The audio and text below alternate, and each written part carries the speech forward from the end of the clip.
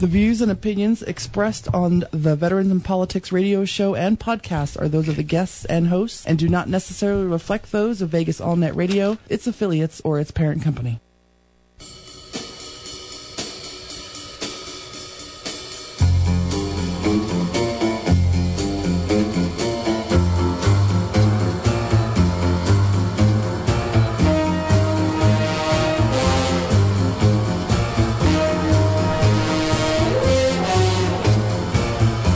Well, we are back. This is Steve Sanson and Jim Jonas with another episode of Veterans in Politics. We have two guests today.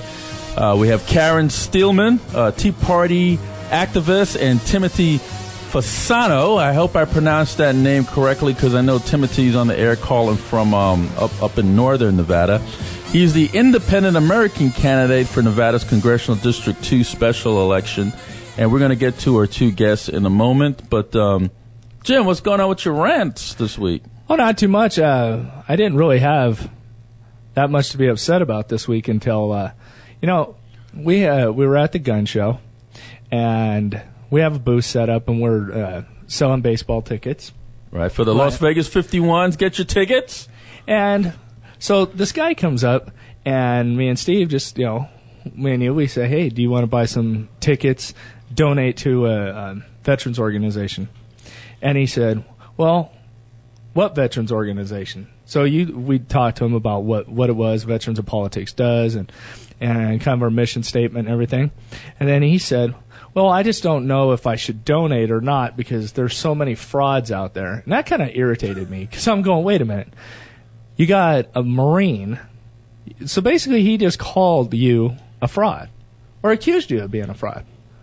So that kind of, and then just the general behavior of a lot of people at the gun show, not as enthusiastic as they usually are.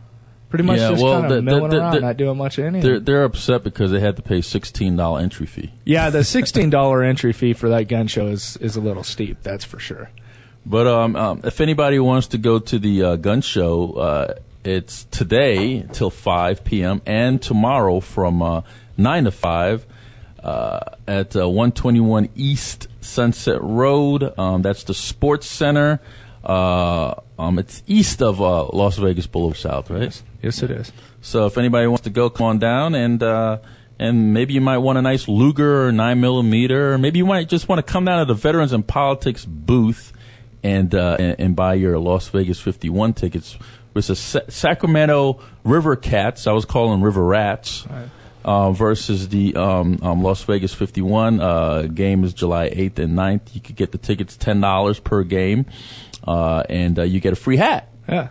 Or if you want to come down there and see Ken Wagner, and he's selling his stuff down there as well. So, but any more rants? Well, other than I ran into a good buddy of mine last night, Kevin Child. If you don't know who Kevin Child is, he's the quintessential candidate, runs for everything every time, and. He made a comment to me at First Friday when I said, yeah, Kevin runs for everything. And he said, no, I don't run for everything. Just I ran for the state assembly. I think it was his fourth time he ran for that seat. And he said to me, yeah, Jim tried to weasel his way in there, and Jim's the reason why I lost. Well, Kevin Child lost by 6,500 votes. So I don't think I have that much power. So just Kevin Childs, you're a loser. Wow. Bam! And if anybody knows, on First Friday with the Chuck Muths, every Friday Chuck Muth, the conservative, what you call it? What's the name of that organization? It's called? Well, he works with CPAC, I believe is what it is. Yeah. What was the name? But what was the exact name for it? I forget. What they call it? He's just he has a name for it though. Anyway, the Chuck Muth's First Friday is every first Friday of the month. It's usually at Stony South 40, and this time it was changed over to Mundo, which is the Mexican authentic restaurant over there in the World Market Center. Richard Harris and Irma Aguirre owns that restaurant. So, but Anyway, folks, if you hear noises in the background, I have my little daughter Faith Sanson just being very rambunctious today. She just took my headphones and putting on her head, and she tried to talk into the microphone a little earlier. But anyways, anyways, she's telling me my headphone is stuck on my neck. But Jim, let's talk a little bit about North Las Vegas. Yeah, North race. Las Vegas. See, that's why we need to get her a headphone. Yeah, Irma, please get my daughter a headphone. She's telling me that my headphone is stuck. I see it, sweetheart.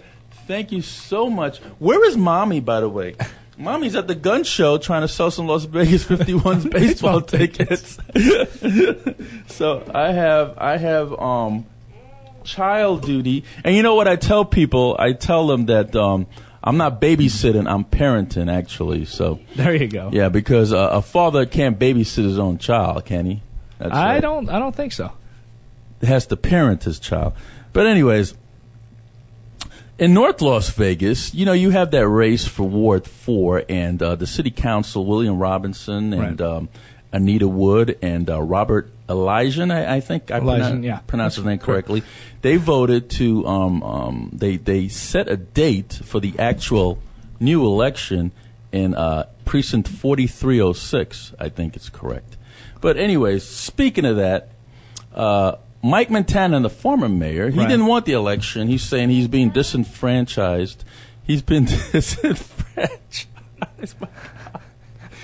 Ooh, she's never acted so. I know. She's like, I think she wants to be a radio host. I can't bring her here anymore now. Now she knows how to work everything. But he's saying he's been disenfranchised. I don't know if he's being disenfranchised. He's going to get the vote again. But anyways, he filed suit against North Las Vegas. And it's a city that's struggling already. Right. Economically, they want to lay off all these police and fire and cut stuff to balance the budget, just like everybody else. Right. And then he made them an offer and saying, "Hey, if you want to settle this, give me $11,000." Now, this is a man that was a Republican. That's a Republican. That was the mayor of this city, the ambassador, so to speak, of this city, and he's trying to get money off of them. I just don't understand.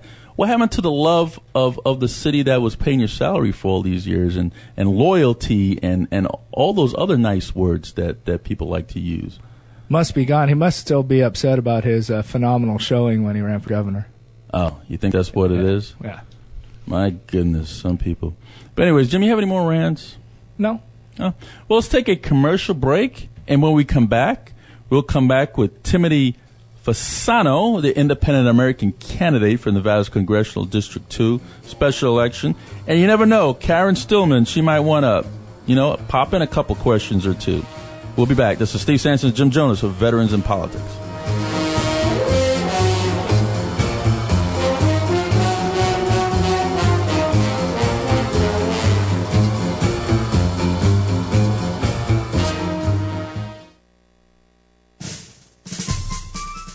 This public service announcement is brought to you by Veterans in Politics International. The Veterans in Politics mission is to teach, educate, organize, and awaken our veterans and their families to select, support, and vote intelligently for a better world, and to protect ourselves from our own governments and a culture of corruption, and to be the political voice for those in other groups that do not have one.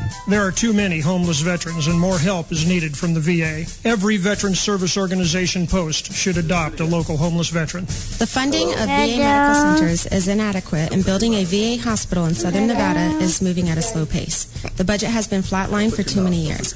The VA is too quick to deny claims and too slow to help veterans gather records in support of claims. Local politicians ignore veterans and their issues. They perceive a lack of organization among their local veterans, and that it won't hurt them at election time. Veterans too often vote party, not veteran issues. All veterans should vote in every election. The news media give inadequate coverage to veteran issues and events. You must send letters to the editor and voice this concern. Please contact your members of Congress and Senate and urge them to co-sponsor key legislation in supporting our veterans. Please support Veterans in Politics. And to get more information, go to www.veteransinpolitics.com. Americans have been fooled by politicians about illegal immigration. They make you think that if you bring up this topic, you are a racist. Did you know that America is the only country on this planet that does not enforce its federal immigration laws? For the fear of being called a racist. I am for legal immigration. I was born on the island of Jamaica, became an American citizen, served 12 years in the U.S. military, served in Desert Storm, and received a Presidential Unit Citation, National Defense Medal, and Marine Corps Commendation. Our immigration laws serve a purpose. I understand that this country was founded on immigration, but there is a wrong way and a right way. I'm here to tell you that illegal immigration is breaking our federal laws. Why don't you call me a racist? This is Steve Sanson.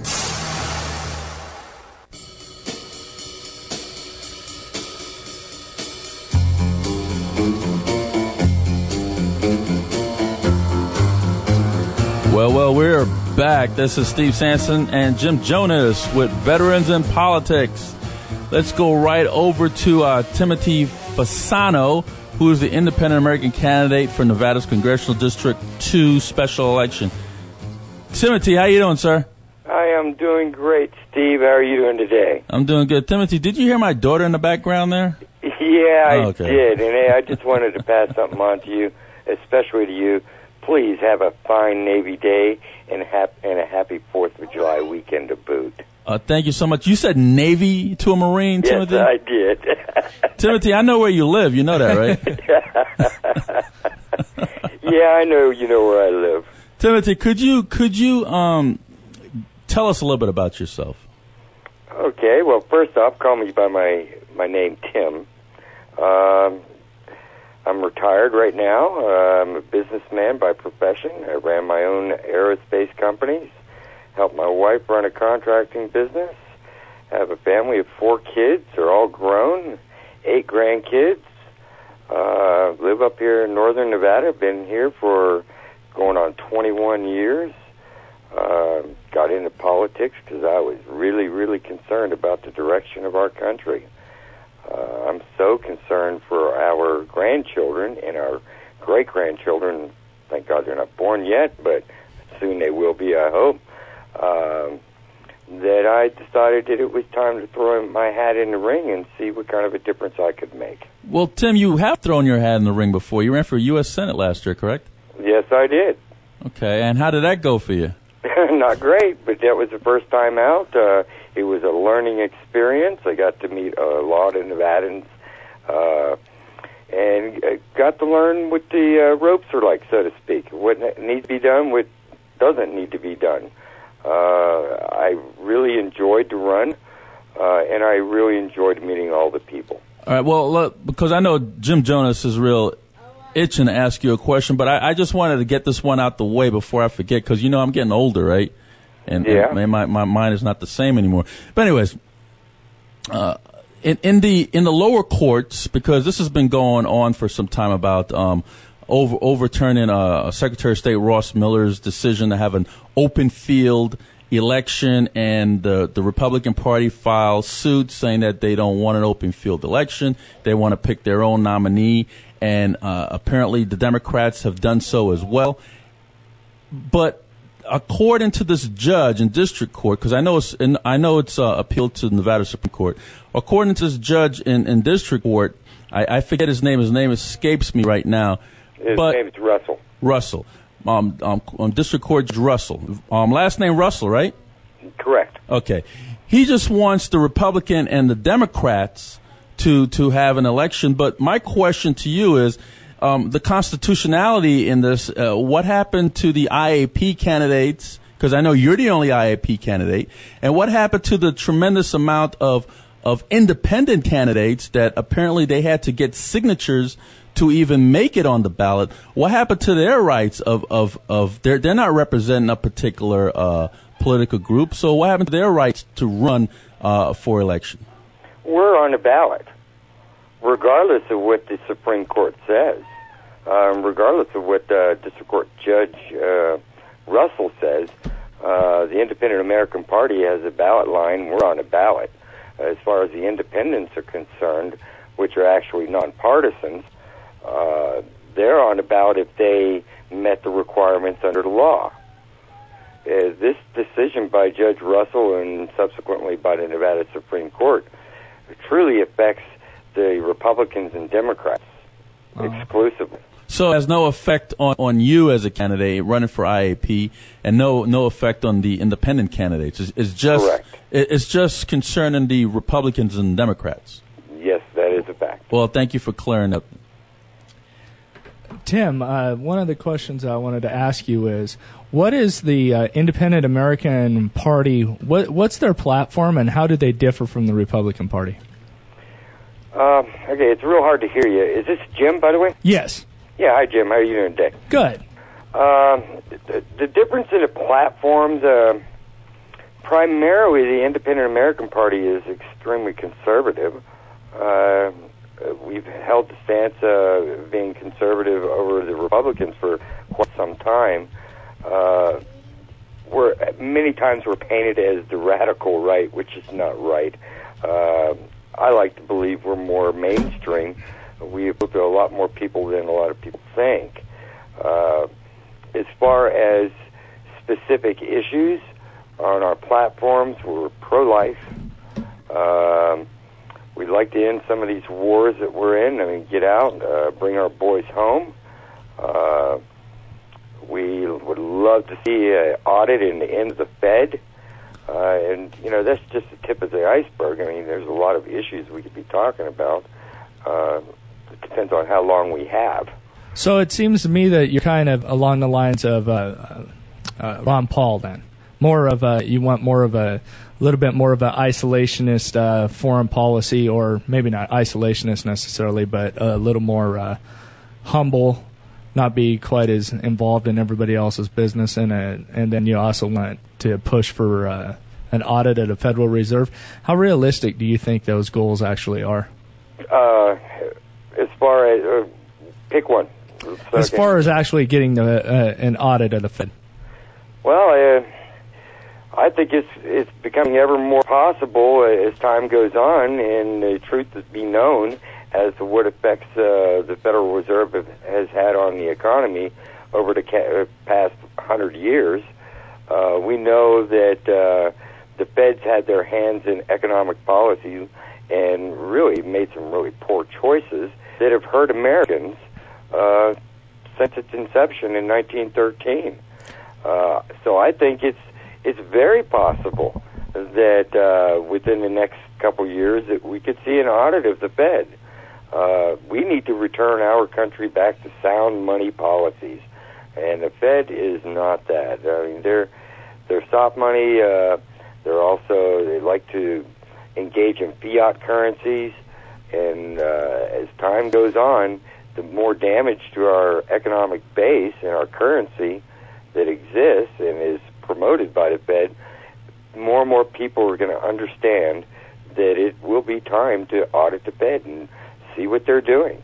Okay, Tim, before I asked the second part of the question, what was doing with foreign policy, since we're kind of on monetary policy, I would like to stick with that for another question or two. As far as that goes, where is your stance on Congress? Should Congress raise the debt limit? And if they don't raise the debt limit, how much of a negative impact would it really have if we do default on our loans? Okay, first the debt limit. No, we should not raise the debt limit. What type of an impact? I don't think there's going to be a whole lot of impact with regards to a default, because the federal government has continuous revenues coming in from taxes.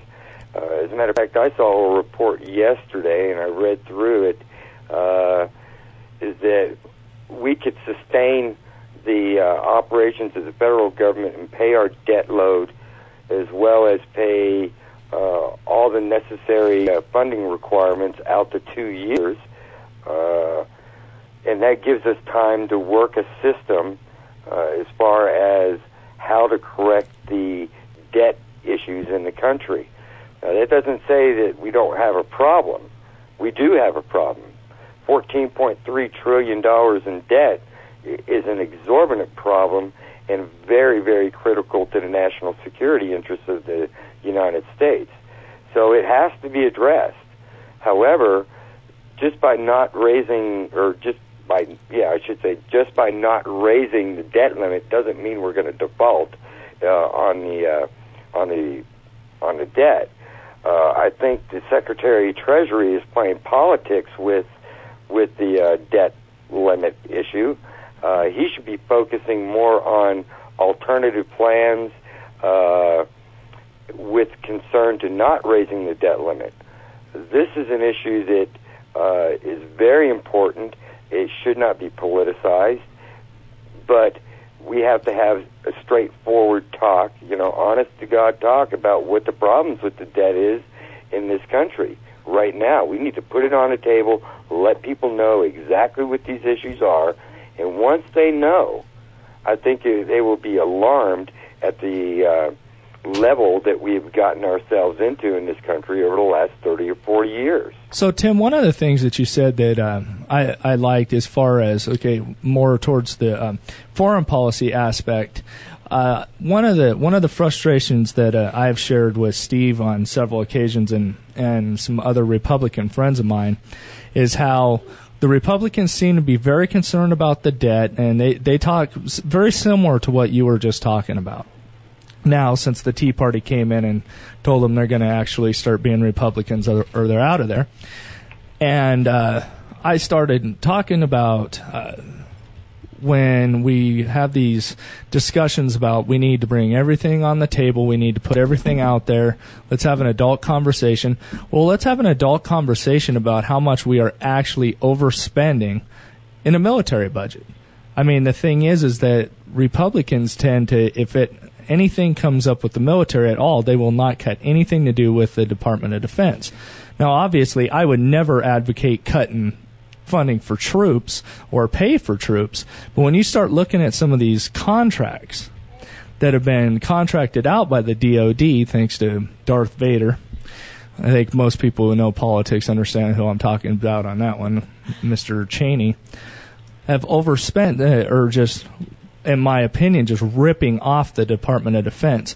If you get elected, is there anything you could do to kind of push back on some of these lobbyists that are lobbying the DOD and could save us a lot of money? Yeah, actually, there is.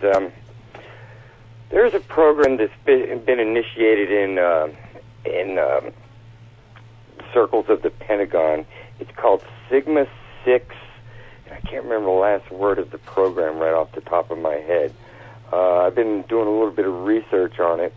And what they do, this gentleman that created the program, he started looking at processes inside the Department of Defense.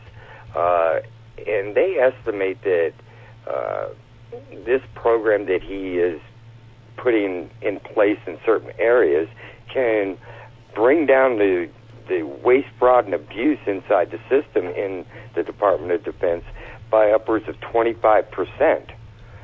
This is the type of smart thinking, the out-of-box thinking that we need to really engage in right now, because these types of practices save the taxpayers money without hurting the force structure.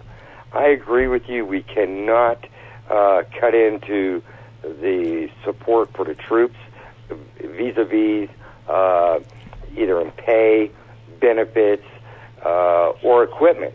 But we can more effectively deliver some of that equipment and services to those people by cutting waste, fraud, and abuse out of the system. So, Tim, you said this when you ran before that you learned a lot. What did you learn, and how this time are you going to get that message out? Because unfortunately, with being an independent American party, you're not going to get a lot of the spotlight that, say, a Republican candidate or a Democrat candidate would. How are you going to overcome that? Oh, very good question. First, I'll stay on point. We try to stay on point and get our message out to as many people as we can. Give you a good example. I was in a debate in Elko 2 weeks ago. It was the first time an IAP member that I know of was actually invited to be in a debate with the front-running Republicans.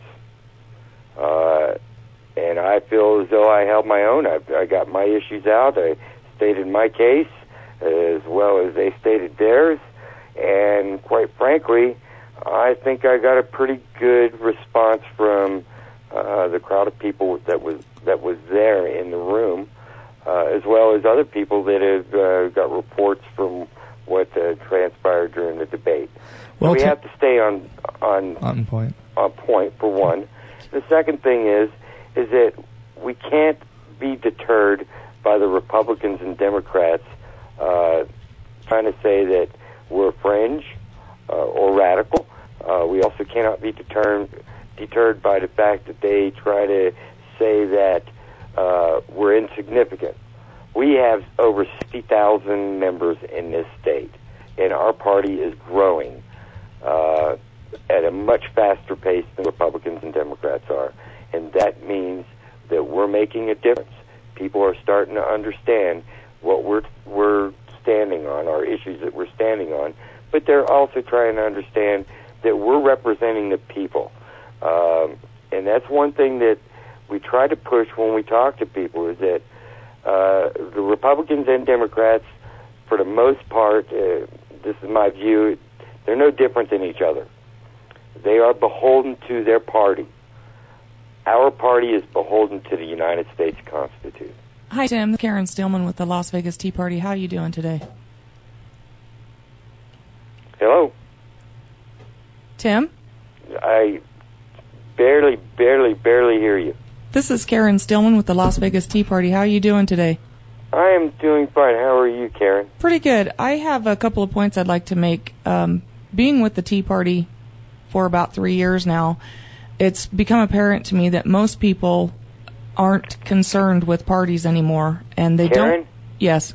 I cannot hear you. Is that? There we go.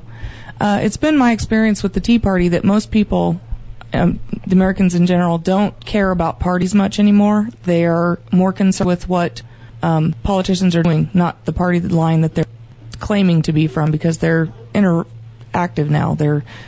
You can almost replace one with the other anymore. So I'm wondering what your plan is. Do you have a plan in place to get citizens more involved with your process and your platform, and listen to what they want rather than telling them what you're going to do?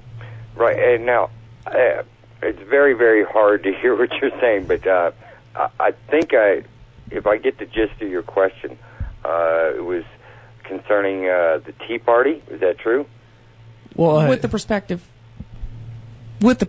from the Tea Party. Steve, can you help me out here? I can't hear her. Tim, can you hear me? Kind of. Okay. What Karen asked you was that with her involvement the last 3 years with the Las Vegas Tea Party, it's become apparent to her that a lot of the people that are involved with the Tea Party pretty much are not so much interested anymore in party, because they frankly figured, kind of like what you said, you can replace one with the other. She wants to know what your plan is to get citizens more involved in what your message is going to be, and also what plan you have to have outreach to them to listen to their concerns and what they think should be done, rather than just tell them what your plan is. Okay. Now I can understand the question. Right off the top, I go to many Tea Party events up here in the north, from Reno, Carson City, all the way to Elko. I speak to a lot of people. I tell them what my views are. But what we do as well is we actually sit down and talk to people. We listen to what they are saying. We got a database that we set up for our campaign on issues. We want to know what they want to talk about, for one thing. Second thing, we want to know what they think, because if I'm going to be successful in this race in CD2, if I win, I represent the people. I don't represent just myself. I represent all the people of CD2, so we have to get engaged and really start listening to what the people are rumbling about, if you will. I don't necessarily like to use that word, but I'm going to use that word, because what we have found is when we go to Tea Party events across the northern part of the state, people are not pleased. They are very concerned, just as I am, for what is going on in the country. Now, how do we get engaged with these people? We try to stay in touch with as many people as possible through building our database as to what our issues are, what we're going to be talking about, what they want us to talk about, and we try to go to as many Tea Party events as possible. Obviously, we all know what Nevada is like. There's a lot of area between some of these cities. You can't be in all places at all times, but we are working towards getting to every corner of Nevada in the appropriate time scale. Tim, how many IAP candidates are in the House right now? How many IAP candidates are... I mean, sorry. How many... I said that wrong. How many congressmen that are in the House right now that is part of or represents the IAP party? How many? None. None. So it would be the first. So you want to make history, huh? Yes, we do. And how you plan on doing that? Putting our message out. Have you been down to the 63 precincts in Clark County? Not yet. We're on schedule. Well, how you gonna get your message out to them? Well, we can't be at all places at all times. Well, Tim, if you wanna make history and be the first IAP congressional congressman, you're gonna have to be all places at all times. I'm sorry, but you're gonna have to do it. Look at President Obama, the first black president in U.S. history, and he was practically at all places at all times. I mean, he was everywhere. He was on commercials. He was on this. He was even on my milk box carton that I didn't even realize. I mean, he was everywhere. I mean, every time I turn around, I see Obama or his symbol. So if you want to make history, you're going to have to come out of that mentality, saying that you cannot be at all places at all times, and start being at all places at all times. We're working on our internet webpage is starting to come out. You can't work on it, Tim. You cannot just work on it, because the election is when? September? We're in July, and by that time August is gone. By the time people do their research on you, the election is going to be here, and they're going to go with the name that they know. Especially with the history of... I kind of have to disagree with you for one point, or on one point. Tim, you remember I said I know where you live, Tim. We've been campaigning before the Republicans and Democrats have been out campaigning. We've been out on the road over the last month, where the Republicans and Democrats, they don't want to show their face out there. So we are putting our face out there and our message out there in northern Nevada. And we're coming down south. And when we come down south, we will make an impact. Well, Tim, I think what Steve was more trying to get at is, the Democrats and Republicans, maybe they're not out as much, but I can tell you we just had a mayor's race here in Las Vegas recently, and one of the candidates had a very good, strong name recognition in Caroline Goodman, and I can tell you, Caroline Goodman didn't have to work as hard as Chris G.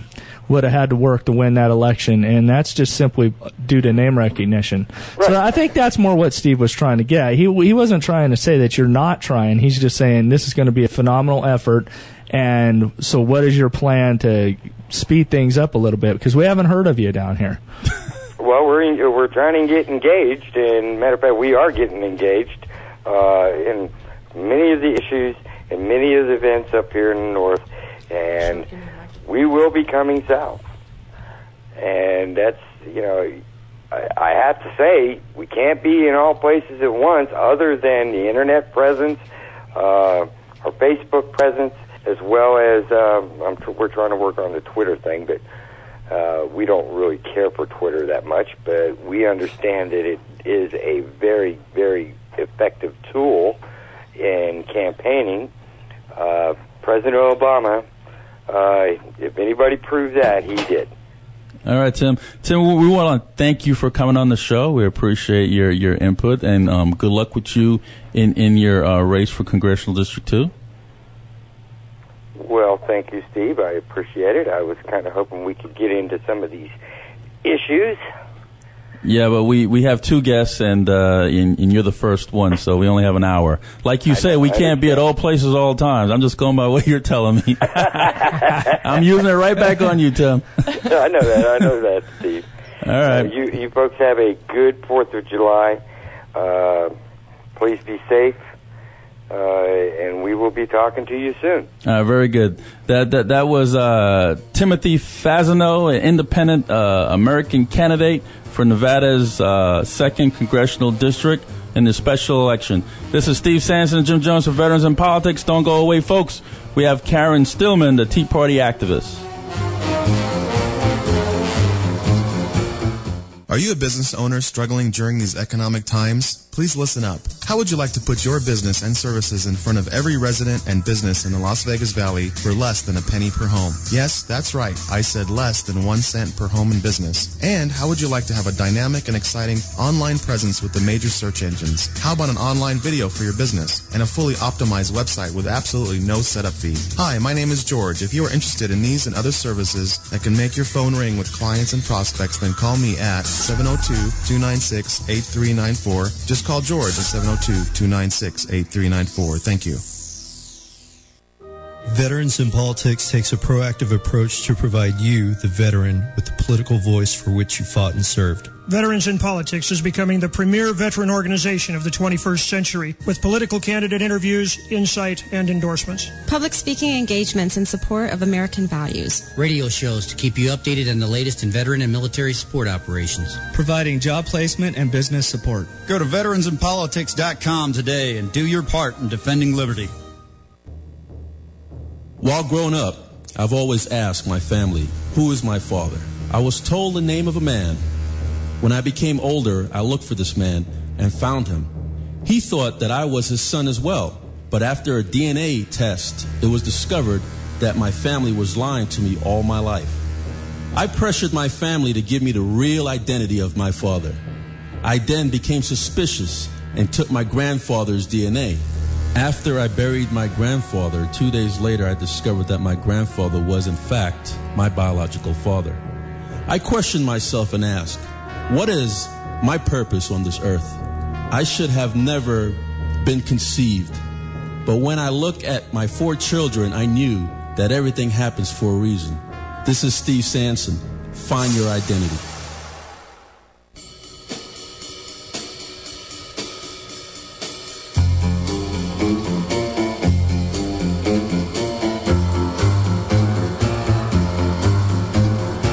Well, we're back. This is Steve Sanson, Jim Jones of Veterans in Politics, and we're live with Karen Steelmon, Tea Party activist. Karen, how you doing?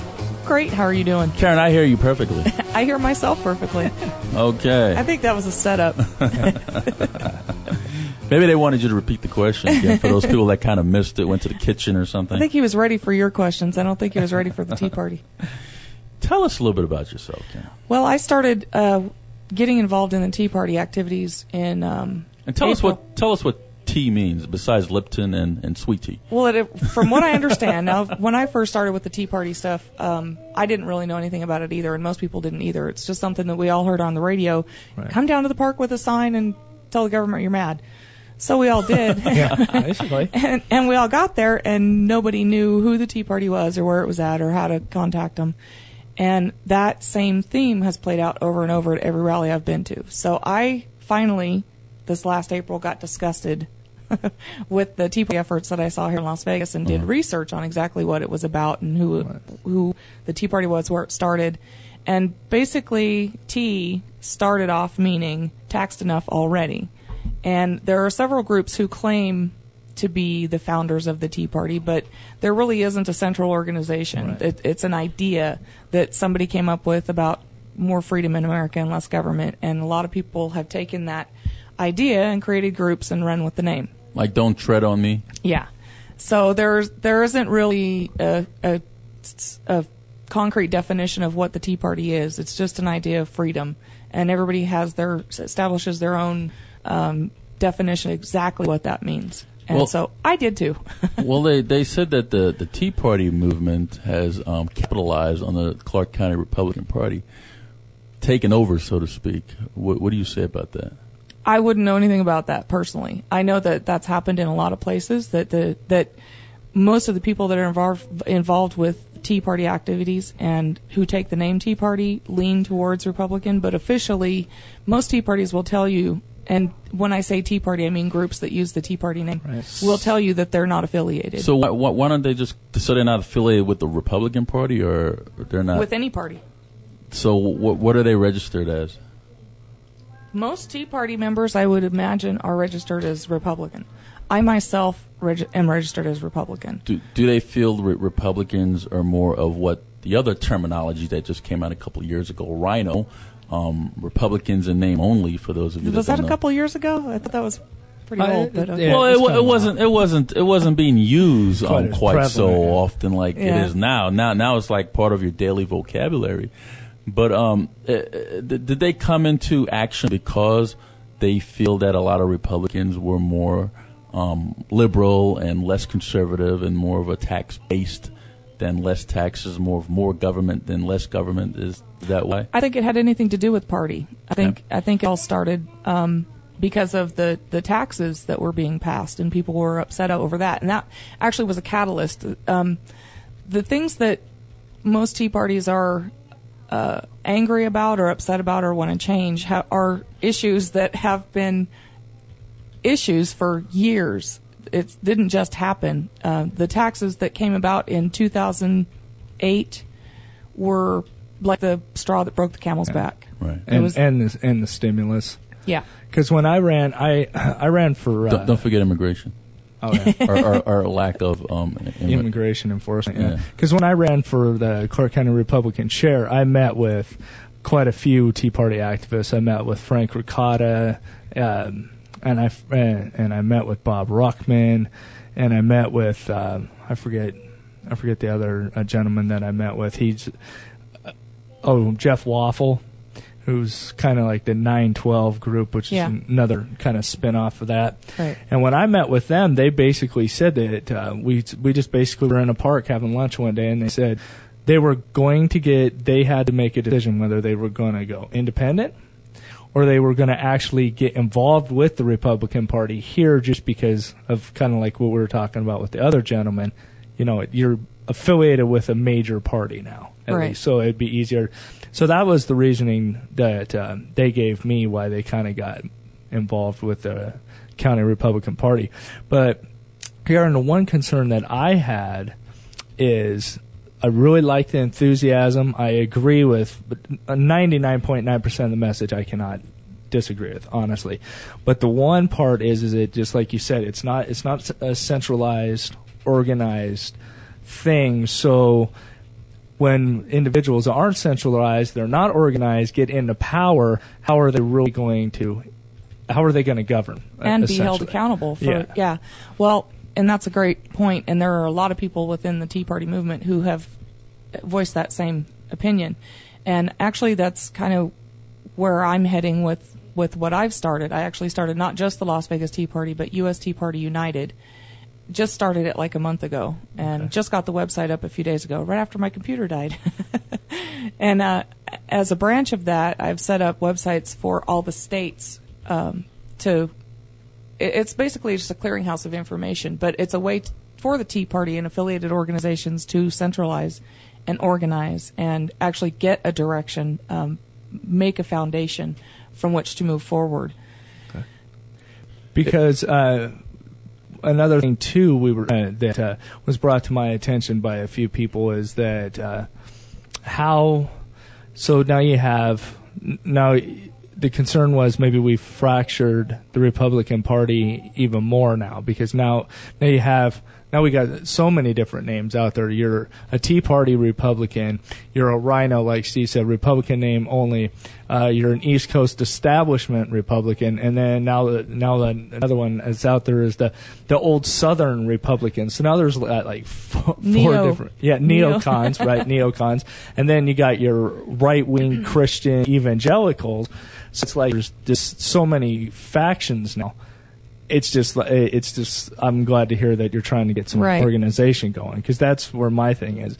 It's because it's like Thomas Jefferson said, about every 20, 25 years. We need a revolution. So this is not a bad thing. This is a very healthy thing for America, and this is not something that, despite your MSNBC nuts mainstream media people, this is not a bad thing for America. It's a very good thing for democracy, if we can organize it.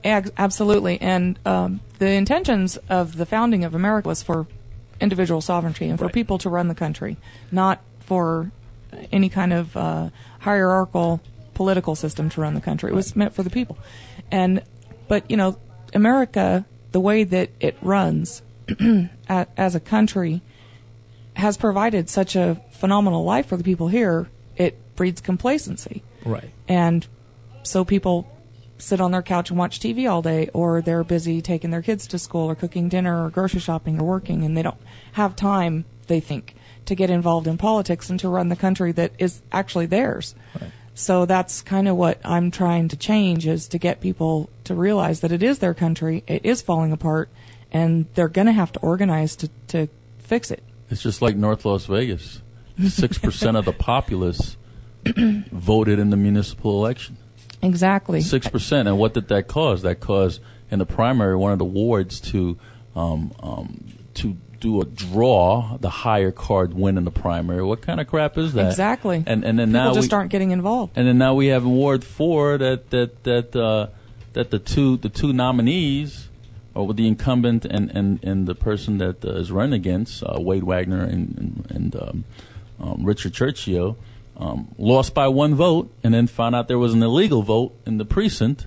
So now they have to do a re-election in that precinct. So why do people allow 6% of their populace to tell them who is going to be their leaders, so to speak? Well, coming from the perspective of just an everyday average American, I'm not heavily involved in any kind of political activity other than Tea Party activity. Mm-hmm. I know more and am more educated on the political process than the average American, but the average American doesn't know anything beyond what they hear on the news. That's their source of information. So most people don't know the things that you just stated. Well, Karen, one thing that I would like to see personally out of the Tea Party is some kind of citizen outreach or educating the public on this debt crisis that we have. Because the thing that's going to be really, really challenging for these congressmen and senators, but specifically Congress, since they hold the purse strings, is we have a huge debt problem, needs to be fixed, and pretty much everybody agrees with that until your congressman comes to you, Karen, and says, you know what, this program that we have in place right now, we're going to have to cut that just because we can't afford to anymore. And then all of a sudden, those constituents start going, oh, well, wait a minute now, we really need that program. If there was something that, the Tea Party can't do it alone, but if we could get something out there to tell people that there's going to have to be some mutual sacrifice, and you know what, it's not really government's role to do these programs anyway. That's correct.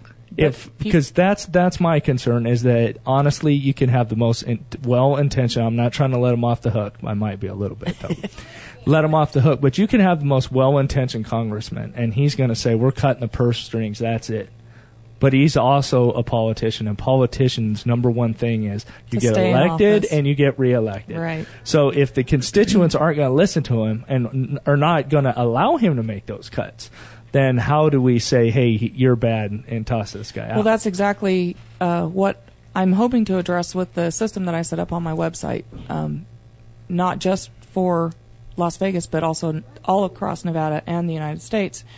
And it's to get people educated and involved and get seated officials to actually communicate with, for everybody to communicate.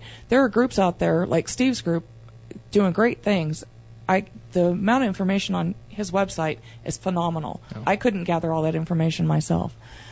So if we all the groups that are out there share their information, that'll make us much more powerful in the face of having to communicate with our representatives and getting people educated and involved. So that's what I'm hoping to do. Tell us about the Tea Party Express. Is that the same as the Tea Party movement, and how did they differ? Absolutely not. That's just another group that's taken the name Tea Party and used it to advance their whatever programs they're running. I work with people every day who still ask me if I know Sarah Palin. Las Vegas Tea Party is not affiliated with the Tea Party Express other than in name, because we both use the name because it's the idol that we agree on. Right. But we're not affiliated. So, Karen, another one of the people that have been tagged with a Tea Party name as far as candidates is Balcom. And I think a lot of people got tagged with the Tea Party. Yeah, but the name. thing is that I couldn't believe Chris Wallace's interview of her. Did you watch that interview? I didn't. I think that's the hardest I've ever seen Chris Wallace be on anyone. I mean, that was pretty bad to call somebody a flake. I mean, that's pretty rough. Say some of your ideas are kind of flaky. Has anyone ever said that? Has anyone ever said that to you about some of your views? Absolutely, absolutely. People, my own family sometimes look at me like I'm crazy, but mine too. Trust me. I think that came before the Tea Party anyway, so it doesn't really matter. Yeah, there you go. What do you think her chances are, though? I mean, she's intelligent, she's bright, but we complain about Obama not being experienced enough. She's pretty inexperienced as far as the governing side of it goes. I think. As far as experience goes, there's a reason that the minimum qualifications to be president is to be U.S. citizen and 35 years old, and that's it. Yeah, I don't even meet the minimum qualifications. You're only 22. No, I wasn't born in the U.S. Well, then sorry, guess I won't vote for you. Yeah, that's too bad because I wanted to run too. But because it's supposed to be a country of the people, by the people, and for the people. So qualifications, you have to know a little bit about where somebody stands, but you don't. I personally don't want lawyers running the country. So right there with you. Her name isn't recognized enough. Yeah. I think that's going to be the biggest issue is, like I said, getting people involved and educated, get them beyond the news so that they know about candidates like her and her name and what they do. The Internet's a powerful tool, and that's where we're going to have to head to get people involved in the whole process. So how could your group do just that? Well, I hate to keep saying but I did set up a website that is, like I said, basically a clearinghouse of information for all the groups who do Tea Party activities. And Tea Party is just the name that keeps getting thrown around to mean basically freedom. Right. So where does your group stop as far as candidates are concerned? Do you stop at the House, Senate, or the governor's office, or you go right to the judges? Absolutely. Right. For every elected official, we are basically a watchdog. Well, we try to be, and share information across. Well, the websites were set up. Las Vegas Tea Party's website is set up for Las Vegas, Nevada Tea Party United for Nevada, and U.S. Tea Party United for the United States. Well, Karen, we only have 3 minutes, but I need to put you on the spot. Okay. Out of all the presumptive or ones that have announced that they are running, who out of the presidential candidates right now do you favor? Myself personally? Just personally, yeah. I haven't heard enough information to make a decision yet, and I think that's the point that I'm trying to make is that people making snap Fred decisions. Krueger.